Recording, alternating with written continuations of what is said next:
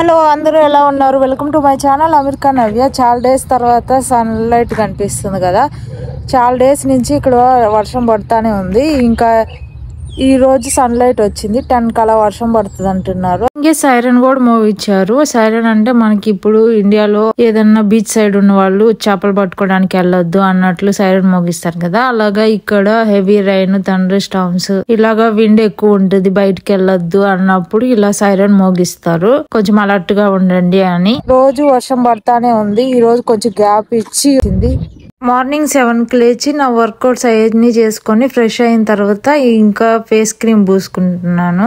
కొంచెం బయటికి వాక్ వెళ్దాము, ఎలాగా బయట వేడిగా ఉంది, వర్షం పడట్లేదు అని చెప్పి వాక్ వెళ్దాము అని చెప్పి ఇప్పుడు సన్ స్క్రీన్ అవి పూసుకుంటున్నాను. ఫేస్ క్రీమ్ పూసుకొని దాని తర్వాత సిరమ్, సన్ స్క్రీన్ అప్లై చేసుకుంటాను. దాని తర్వాత అంతటితో నా రొటీన్ అయిపోతుంది. మార్నింగ్ రొటీన్ ఫ్రెష్ అయ్యి అంతా. దాని తర్వాత జీరా వాటర్ తాగి ఏమన్నా వర్క్స్ ఉంటే అవి చూసుకుంటాను. ఇప్పుడైతే వాక్ వెళ్తాను జీరా వాటర్ తాగి. ఈ సన్ స్క్రీన్ అప్లై చేసుకునే ముందు ఏదన్నా మాయిశ్చరైజింగ్ క్రీమ్ అప్లై చేసుకొని దాని తర్వాత సన్ స్క్రీన్ అప్లై చేసుకోండి. డైరెక్ట్ గా ఫేస్ కి ఇలాగా సన్ స్క్రీన్ అప్లై చేసుకోకుండా ఏదన్నా క్రీమ్ అప్లై చేసుకొని దాని తర్వాత లాస్ట్ లో సన్ స్క్రీన్ అప్లై చేసుకుంటే ఇలాగా స్కిన్ డ్యామేజ్ అవ్వకుండా ఉంటది. మన ఫేస్ డెలికేట్ కదా ఫేస్ అనేది, అందుకని ముందు డైరెక్ట్ గా సన్ స్క్రీన్ అప్లై చేసుకోకుండా ఏదన్నా మాయిశ్చరైజింగ్ క్రీమ్ అవి అప్లై చేసుకున్న తర్వాత లాస్ట్ లో సన్ స్క్రీన్ అప్లై చేసుకోవాలి. అలాగే అప్లై చేసుకునేటప్పుడు మొత్తం ఫేస్ అంతా గ్యాప్స్ ఏం రాకుండా ఉండేలాగా చూసుకోవాలి. మొత్తం ట్యాప్ చేసుకుంటూ మొత్తం ఫేస్ అంతా లోపల మేల్త వరకు ట్యాప్ చేసుకుంటా ఉండాలి. అప్లై చేసుకోకపోతే ఏమైతుంది అంటే బయటకు వెళ్ళినప్పుడు స్వెట్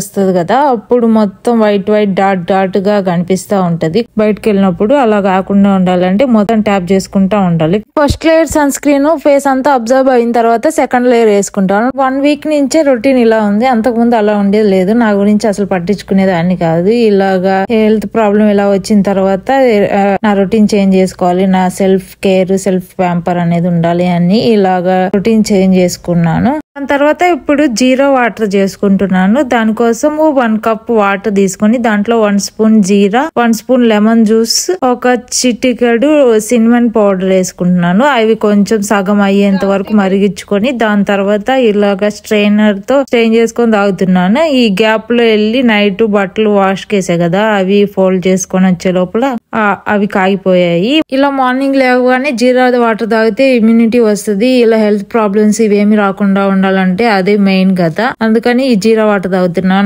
అలానే వెయిట్ లాస్ అవ్వాలనుకున్నా, ఏమన్నా డైజెషన్ ప్రాబ్లమ్స్ ఉంటాయి కదా, ఏమన్నా తిన్నప్పుడు ఇలా పొట్ట టైట్ గా ఉంది, అరగలేదు నైట్ తిన్నది అనుకున్నప్పుడు ఇలా జీరా వాటర్ తాగితే డైజెషన్ ప్రాబ్లం నుంచి కూడా బయటపడచ్చు. ఇలాగా లెమన్ జ్యూస్ వేసుకున్నాం కాబట్టి ఎలానో సి విటమిన్ వస్తుంది. అలాగే ఇప్పుడు సన్లైట్ లో కూర్చొని తాగుతున్నాం కదా, అలానే డి విటమిన్ వస్తుంది. ఇది తాగిన తర్వాత వాక్ వెళ్తాను. స్టార్టింగ్ లో అయితే కొంచెం చేదుగా అనిపించింది. అప్పుడు హనీ వేసుకొని తాగేదాన్ని. తర్వాత కొంచెం అలవాటు అయిపోయింది. ఇప్పుడు హనీ లేకుండానే డైరెక్ట్ గా తాగేస్తున్నాను.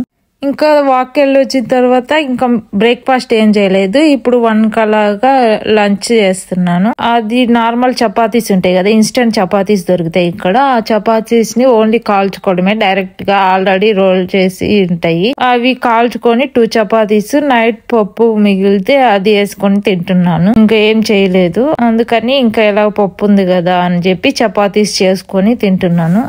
రోజు అయితే ఇలా కాదు, మార్నింగ్ తినేదాన్ని, ఆఫ్టర్నూన్ ఇలాగా తినకపోయినా మార్నింగ్ తింటున్నాను ఈ మధ్య. కానీ ఈ రోజు స్కిప్ అయింది మార్నింగ్ తింటాం, అందుకని ఆఫ్టర్నూన్ తింటున్నాను. రోజు అయితే మార్నింగ్ మాత్రం కంపల్సరీ తింటాను. ఇది తిన్న తర్వాత ఒక వీడియో ఎడిట్ చేసి దాన్ని అప్లోడ్ చేశాను. దాని తర్వాత కొంచెం సేపు టీవీ చూసి కొంచెం రిలాక్స్ అయ్యాను. ఇప్పుడు ఈవినింగ్ 5 అలా అయింది. 7 కలా అభి వస్తున్నాడు ఫ్లైట్ కి. 7 అంటే ఇంటికి వచ్చేసరికి 10 అలా అవుతుంది. అందుకని ఈవినింగ్ ఇలాగా ప్రిపేర్ చేసి నేను వెళ్ళి ఫ్రెష్ అయ్యేసి వద్దాము అని, ఇలాగ స్నానం చేద్దాము అనుకొని ఫుడ్ ప్రిపేర్ చేస్తున్నాను ఇప్పుడే. మళ్ళీ తర్వాత అంటే నైట్ అయిందంటే చేయడం కష్టం అవుతుంది అని ఇప్పుడే చేసేస్తున్నాను ఫుడ్. అలాగా ఫుడ్ లో ఏం చేస్తున్నాను అంటే బగార్ రైస్, ఆలు కుర్మా చేస్తున్నాను. ఆలు ఫ్రై చేద్దాం అనుకున్నాం, కానీ ఆలు ఫ్రై చేయాలంటే ఏదన్నా సాంబార్ గానీ పప్పుచారు గానీ అలా కావాలి. వాటికి అవి ఏం లేవు అని ఆలు కుర్మా చేద్దాము అనుకున్నాను. ఆలు కుర్మా అయితే రైస్ లో గానీ చపాతీలో గానీ తినరు అని బగార్ రైస్ చేస్తున్నాను ఆలు కుర్మాలోకి. అదైతే తింటారు కదా, ఆలు కుర్మాలోకి బగార్ రైస్ అయితే తింటారు అని ఆలోచిస్తున్నాను. ఎలా చేస్తున్నాను ఏంటి అనేది ప్రాసెస్ అంతా ఏం రికార్డ్ చేయలేదు, అక్కడక్కడ మధ్య మధ్యలో చూపిస్తున్నాను చేసేది మాత్రము. ఎలాగా రైస్ పెట్టడం అదంతా అయిపోయింది. ఇది రైస్ పెట్టాను, అందులో పొటాటో ఉడికాయి, అవి పక్కన పెట్టేశాను. ఇప్పుడు కుర్మా కోసం ఇది పెట్టుకున్నాను. ఇప్పుడు కుర్మా చేసుకున్నా, అంతలోపు రైస్ ఉడికిపోతుంది, కుర్మా కూడా అయిపోతుంది, త్వరగా అయిపోతాయి కదా అని చేసేస్తున్నాను. రైస్ అయిపోయింది కదా అని రైస్ ఇటు పెట్టేసి కట్ చేసుకునేవన్నీ అటు ఉన్నాయి, వేసుకోవడానికి ఈజీగా ఉంటుందని అటు సైడ్ పెట్టుకున్నాను. అది మా మ్యారేజ్ అయిన తర్వాత ఫస్ట్ టైం ఇలాగా బగారా రైస్ ఆలు కుర్మా చేస్తే స్టార్టింగ్ లో తినలేదు. ఆలు కుర్మా నేను తినను అసలు అని తినలేదు. దాని తర్వాత కొంచెం వేసుకొని తిను అంటున్నాను అని చెప్పి ఇంకా సరేలే కొంచెమే పెట్టు తింటాను, బాగుంటే దాని తర్వాత తింటాను అని కొంచెం వేసుకొని తిన్నాడు. దాని తర్వాత నచ్చింది అని చెప్పి తిన్నాడు. బాగుంది, బాగా చేయలేదేమో అనుకున్నాను, బాగానే చేసావు అని చెప్పి తిన్నాడు. ఈ గ్యాప్ లో ఇలాగా పచ్చిమిరకాయ పచ్చడి కూడా చేసేసాను. ఇంట్లో ఏదో ఒక పచ్చడి ఉండాలి, దానికోసం ముందే చేసి పెట్టాను. వచ్చిన తర్వాత అడిగాక చేయడం ఎందుకని ముందే చేసి పెట్టాను. అలా 2-3 days ఉంటుంది కదా పచ్చడి అని. ఆ కుర్మా ఉడికే లోపల ఈ పచ్చడి చేసేసాను. ఇంకా 5 minutes ఉడకాలి, ఖాళీగా అక్కడ నుంచోడం ఎందుకని చెప్పి ఇవి ముందు చేసి పెట్టాం కదా, ఆ పొటాటో అవి ఉడకబెట్టినవి అవన్నీ ఉన్నాయి కదా, అవి క్లీన్ చేసుకుంటున్నాను. అంతలోపు కుర్మా ఉడికే లోపల ఇవన్నీ క్లీన్ చేయొచ్చు కదా, పని అయిపోతుంది. ఖాళీగా ఉండడం ఎందుకు, ఆ 5 minutes లో ఇవి క్లీన్ చేసుకోవచ్చు కదా అని చెప్పి క్లీన్ చేసేస్తున్నాను. అవన్నీ క్లీన్ చేసే లోపల కుర్మా కూడా అయిపోయింది.